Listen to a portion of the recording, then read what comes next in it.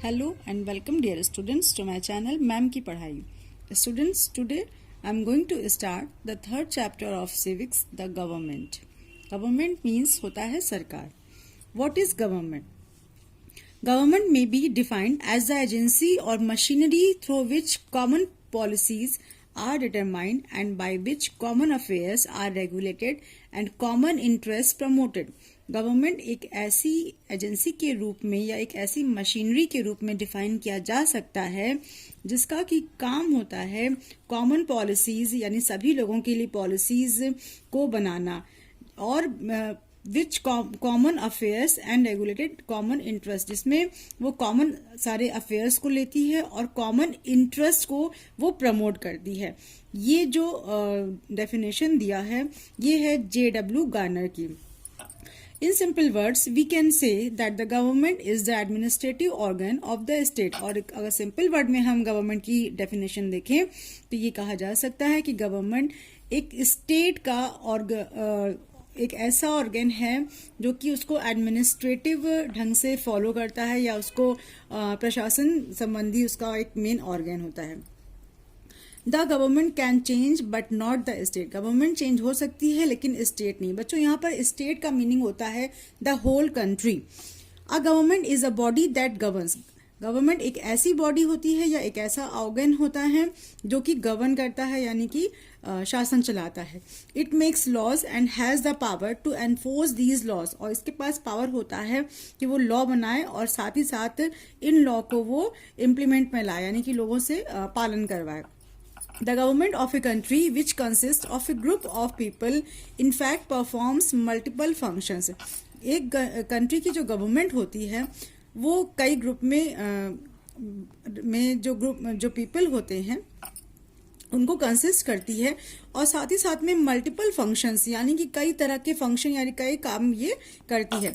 Various activities of the government. अब government की जो मेन एक्टिविटीज है वो क्या क्या है. First, the government protects the border of the nation. Government का काम होता है अपने देश यानी अपने राष्ट्र का जो बॉर्डर्स हैं, सीमाएं हैं, उनको प्रोटेक्शन देना. It maintains cordial relation with other countries. इसका काम होता है दूसरे देशों के साथ में अच्छा संबंध बनाए रखना. It protects life and personal liberty. साथ ही साथ में ये लोगों की जीवन और उनकी पर्सनल आज़ादी को भी प्रोटेक्ट करती है. It ensures enough food for the people.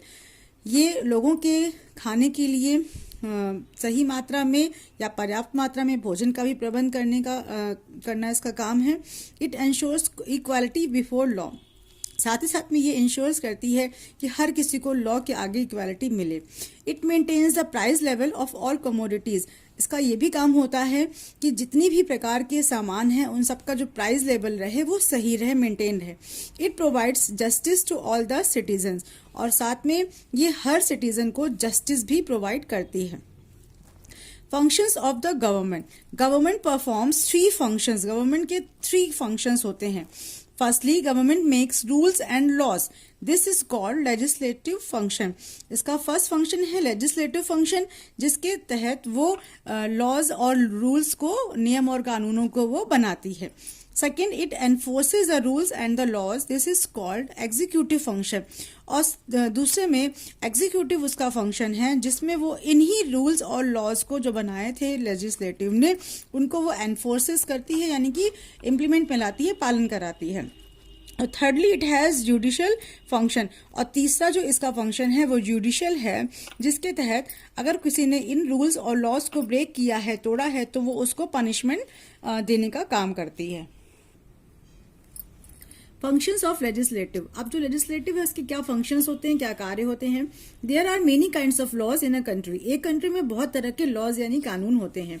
For example, एक एग्जाम्पल के रूप में the law says that you should safe guard public property. कि आप लोगों को जो पब्लिक प्रॉपर्टी है जैसे कि पार्क होता है, हॉस्पिटल है या बसेज, रेलवेज है, रेलवे स्टेशन है, इन सब की सुरक्षा करनी चाहिए. A person causing damage to public property may be arrested and one can be sent to jail for dangerous driving also.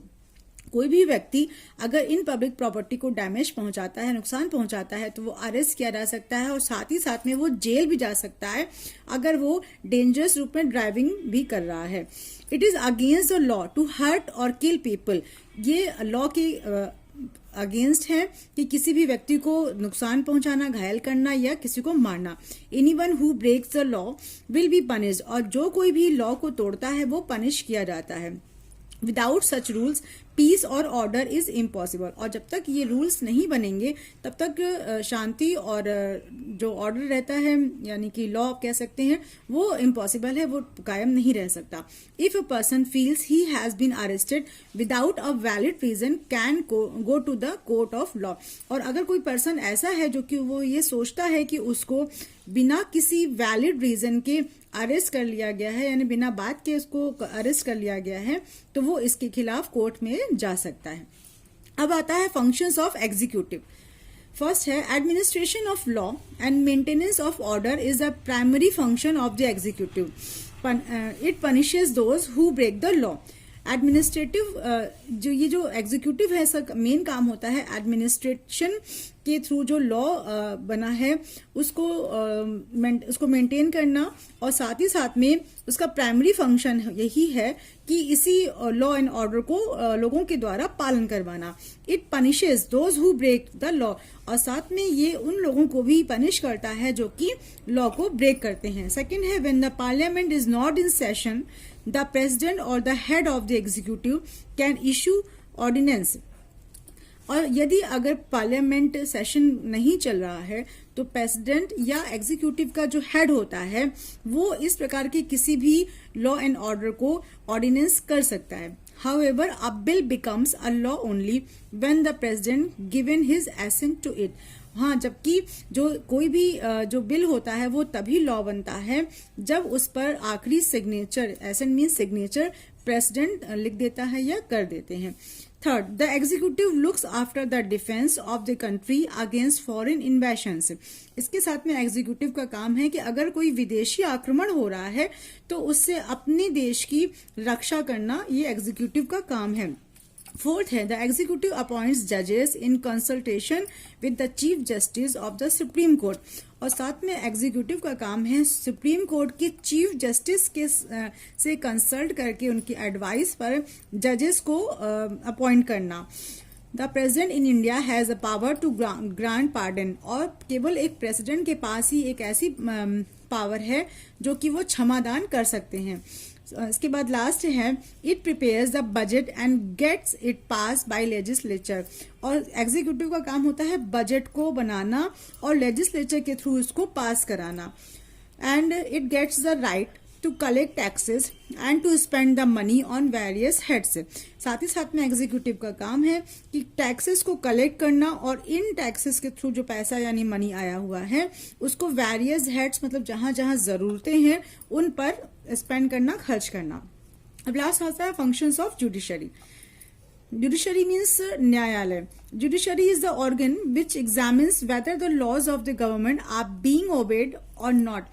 Judiciary का काम ये होता है कि ये देखना कि जो लॉज हैं गवर्नमेंट के द्वारा बनाए गए वो पालन किए जा रहे हैं या नहीं. In case laws are broken और violated, it punishes the offender या offenders in accordance with the provisions of the law. और यदि ये लॉ या कानून तोड़े जा रहे हैं तो उनको उसके लिए पनिश करना, वो कोई एक हो या एक से अधिक कोई व्यक्ति है जो कि ये कानून तोड़ रहा है तो उसको पनिश करना with the provisions of the law, उस एक कानून के तहत उस व्यक्ति को पनिश करना या उसको सजा दिलवाना. Now levels of the government. अब जो गवर्नमेंट होती है उसके लेवल्स भी होते हैं, वो अलग अलग लेवल पे वर्क करती है. और governments work at 3 different levels. हमारी यहाँ की गवर्नमेंट के 3 डिफरेंट लेवल्स हैं, the local level, the state level and the central level. ये 3 हमारे यहाँ के लेवल हैं. Local government means administration of a locality by officials such as the district magistrate and the superintendent of police. जो local government होती है इसका जो एडमिनिस्ट्रेशन यानी प्रशासन संबंधी जो कार्य होता है वो लोकल लोग के थ्रू, यानी कि लोकल जो ऑफिसर होता है इनमें डिस्ट्रिक्ट मजिस्ट्रेट और सुप्रिटेंडेंट ऑफ पुलिस के थ्रू इनका एडमिनिस्ट्रेशन वर्क देखा जाता है. At the state level, we have the governor, the chief minister, and state legislature, और स्टेट लेवल पर हम लोगों को जो एडमिनिस्ट्रेशन होता है वो गवर्नर के साथ साथ चीफ मिनिस्टर और स्टेट लेजिस्लेचर देखता है। At present the union of India is compose of 29 states दिया हुआ है बच्चों, आप लोगों इसको 28 कर लीजिएगा। 28 स्टेट्स हैं और 8 यूनियन टेरिटरीज हैं, जिसे यूटी इन शॉर्ट कहा जाता है।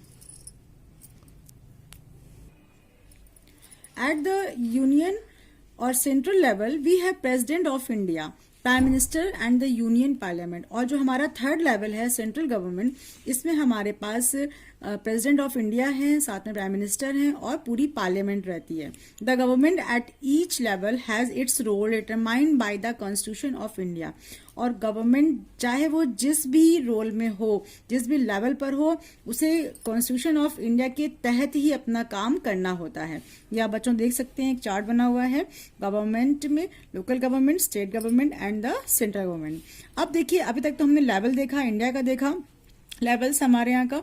अब types of government, there are different types of government found in various parts of the world. ये पार्ट्स लिखा हुआ है, तो पूरे वर्ल्ड में डिफरेंट टाइप्स की गवर्नमेंट पाई जाती हैं। Most of the countries have democratic government, बहुत सारी कंट्रीज में डेमोक्रेटिक गवर्नमेंट्स हैं, but in some countries we find the rule by one person. लेकिन कुछ कंट्रीज में एक व्यक्ति के द्वारा भी राज किया जाता है, कॉल्ड द किंग और क्वीन, जिसे किंग और क्वीन कहते हैं, और इस तरह की गवर्नमेंट को मोनार्की कहते हैं। अब स्टार्ट करते हैं कि कितने टाइप्स की गवर्नमेंट है। यहाँ पे हम 4 टाइप्स की गवर्नमेंट को देख सकते हैं। जो फर्स्ट है वो है theocracy. In a theocracy, the country is run according to certain religious principles and beliefs. इस थ्योक्रेसी में जो वो देश होता है वो किसी खास रिलीजन पर, किसी खास धर्म के अकॉर्डिंग उन्हीं रूल या प्रिंसिपल्स को मानते हुए पूरा कंट्री रन करता है या चलता है। व्हेन द और इसमें जो इसके हेड होते हैं ज़्यादातर वो प्रीस्ट होते हैं या फादर वगैरह होते हैं, वो चर्च के ये सब लोग होते हैं, कोई पुजारी वगैरह होते हैं। And when the head of the state और country is elected and is not a hereditary ruler, such a country is a Republic.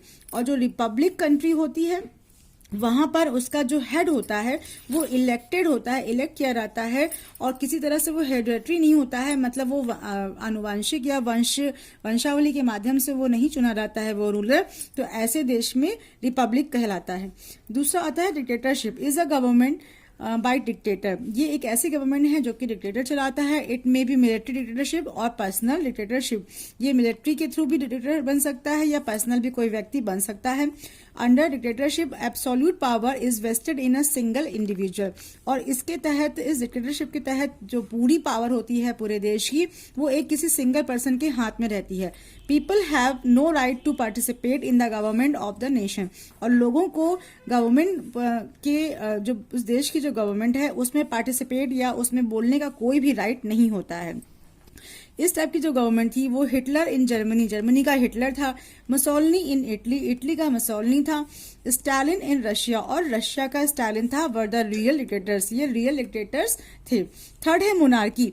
A monarchy is a ruled usually by a king और queen. Monarchy यानी कि राजतंत्र शाही, इसमें जो राजा जो rule करता है वो राजा या रानी होती है। In a monarchy the ultimate decision maker for the country is the monarch who was usually assisted by a group of people. और इसमें ज़्यादातर डिसीजन मेकर जो पूरी कंट्री का होता है वो ज़्यादातर मोनार्क के थ्रू ही होता है, और जिसके असिस्टेंसी में, मतलब उसका सहयोग करने के लिए एक ग्रुप ऑफ पीपल भी होता है, कुछ लोगों का ग्रुप होता है। अ monarchy is usually hereditary in nature. और जो मोनार्की होते हैं वो ज़्यादातर अपने वंशावली के अनुसार चलते हैं, कि मतलब जैसे राजा है तो उसके बाद फिर अगला मोनार्क उसका बेटा या बेटी वगैरह ही बनेंगे। लास्ट आता है democracy. Democracy means the government of the people, by the people and for the people. Democracy का मतलब ही होता है कि ऐसी गवर्नमेंट जो कि लोगों के लिए हो, लोगों के द्वारा हो और लोगों के काम के लिए आए। In a democracy the people have a right to choose their representatives. और डेमोक्रेसी में लोगों को ही ये राइट होता है कि अपने रिप्रेजेंटेटिव यानी अपने लीडर्स को वो चूज करें। They have the right to participate in the governance of the country. और उनको ये राइट होता है कि अपने कंट्री की गवर्नेंस में किसी भी तरह से पार्टिसिपेट, चाहे वो डायरेक्ट हो चाहे वो इनडायरेक्टली हो, अपने रिप्रेजेंटेटिव को चूज करके। They influence the decision making process. और साथ ही साथ डिसीजन मेकिंग में भी ये जो डेमोक्रेसी में जो लोग होते हैं वो अपना इन्फ्लुएंस यानी अपना इफेक्ट डालते हैं। The suffrage movement, women's right to vote. The word suffrage means the right that people have to vote in order to elect their representatives. Suffrage word का मतलब होता है ऐसा राइट या ऐसा अधिकार लोगों को मिलना जिसके थ्रू वो वोट दे सकें और अपने रिप्रेजेंटेटिव को चुन सकें। The voting right should not be denied to women. और वोटिंग राइट कभी भी महिलाओं के लिए मना नहीं किया जा सकता, उनको भी मिलना चाहिए। But for a long time women were excluded from the suffrage in all countries. लेकिन बहुत लंबे समय तक महिलाओं को सभी देशों में सफरेज नहीं मिला था, यानी कि ये अधिकार वोट देने का नहीं मिला था। Many societies were formed in Europe and America for the extensions of voting rights to women. और इन्हीं वोटिंग राइट्स को विमेन्स को दिलाने, महिलाओं को दिलाने के लिए यूरोप और अमेरिका में बहुत सारी सोसाइटीज फॉर्म भी हुई थी। It was only in 1928 that women were given the right to vote on terms equal to that of men. ये केवल 1928 में हुआ जब विमेन्स को राइट टू वोट मिला जितने भी मेन थे उनके equal. It was however in New Zealand that women first granted the right to vote in 1893। और न्यूजीलैंड वो ऐसा देश था जहां पर सबसे पहले विमेन्स को राइट टू वोट मिला था, वो 1893 में मिला था। Women in the USA were given the right to vote in 1920। और यूएसए में विमेन्स को राइट टू वोट मिला 1920 में। और in India universal adult franchise was adopted once. India में यूनिवर्सल एडल्ट फ्रेंचाइज मतलब जितने भी लोग हैं और जो भी एडल्ट लोग हैं उन सभी को ये राइट मिलेगा। ये एक बार इसको अपना लिया गया। इंडिया बिकेम फ्री इन 1947, जब इंडिया 1947 में आज़ाद हुआ था। और तब से यहाँ पर विमेंस को और साथ में मेंस को भी ये राइट टू वोट है।